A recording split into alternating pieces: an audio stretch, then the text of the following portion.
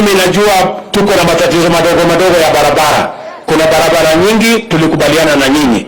Tumekubaliana na ya Posta Peace hapo, barabara ya Elbagon kwenda huko Marioshoni, barabara ya kutoka hapa Elbagon kwenda mpaka ishikane na kule Rongai. Hizo barabara zote sasa tumeipangia. Na ndio sababu tunataka tushirikiane na viongozi wetu wote tupeleke mambo ya taifa letu la Kenya mbele.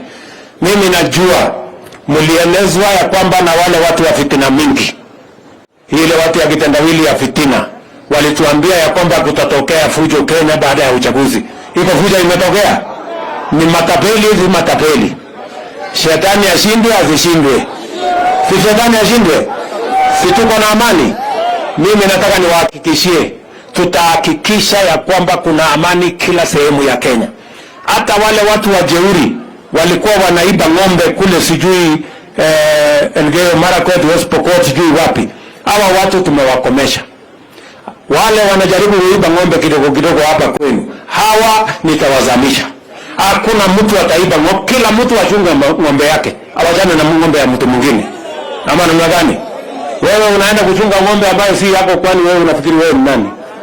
Sio kama tunaelewana. Si kila mtu achunge ng'ombe yake? Ama mnasemaje? Unajua kuna watu wengine wako na ujeuri, wanataka kuchunga ng'ombe ya watu wengine. How is that going to happen?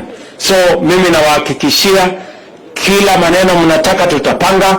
Tumepanga kujenga County Aggregation and Industrial Park hapa Molo.